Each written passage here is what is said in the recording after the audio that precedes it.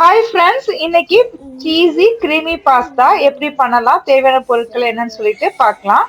Pasta பண்ணுறதுக்கு தேவையான பொருட்கள் பாருங்கள்.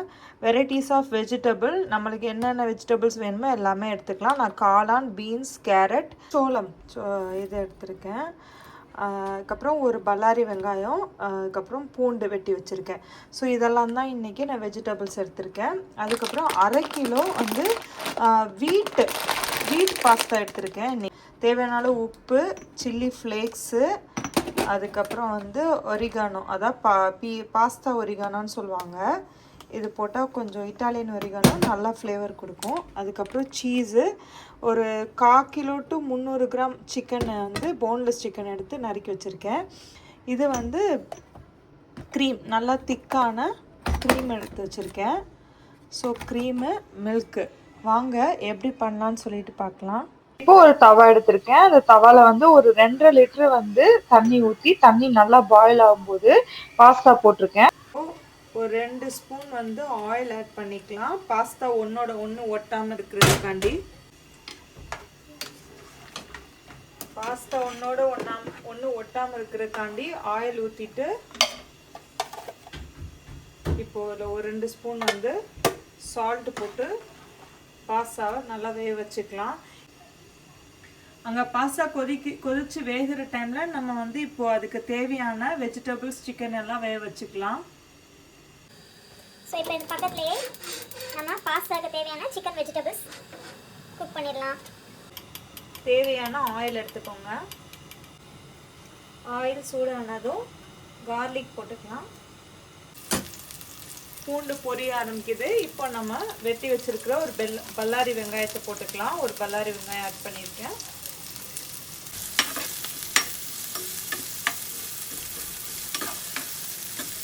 சாய்ஸ் ஆஃப் வெஜிடபிள்ஸ் தான். நான் இன்னைக்கு கேரட், பீன்ஸு, காளான் எல்லாம் எடுத்திருக்கேன். ஸோ இது கொஞ்சம்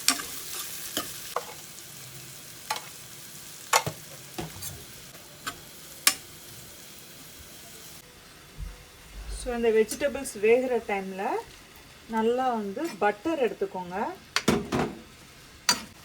ஸோ பட்டர் ஆட் பண்ணிவிட்டு நல்லா திக்கான மில்கையும் இதில் ஆட் பண்ணிக்கோங்க.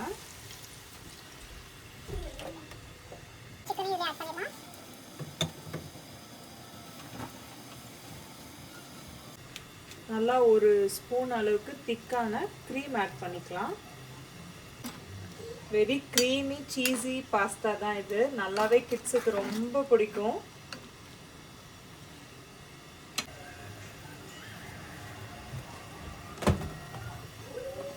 அந்த பக்கம் பாஸ்தாவும் ரெடி ஆயிடுச்சு.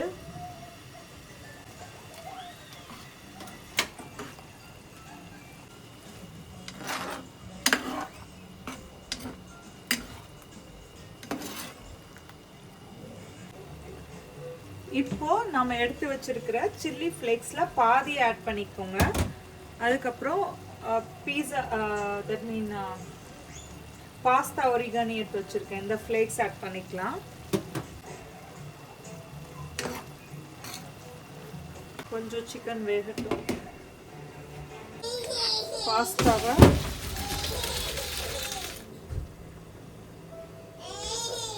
ஃப்ரை பண்ணிக்கலாம்.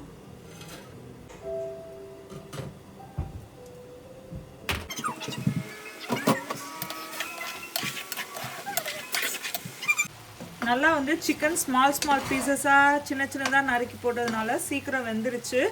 ஸோ இப்போ இதில் நம்ம வந்து சீஸ் ஆட் பண்ணிக்கலாம்.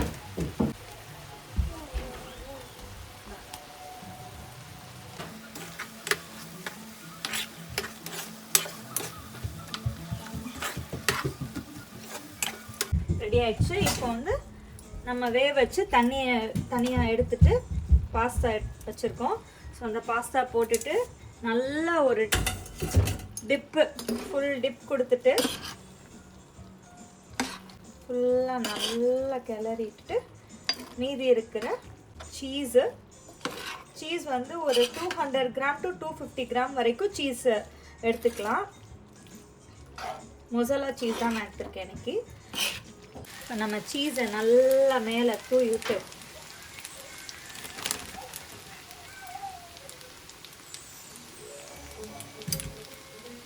மீதி இருக்கிற chilli flakes,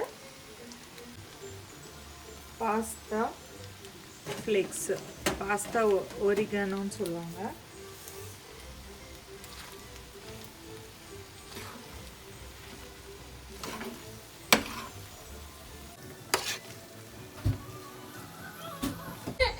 Happily serve the pasta ready.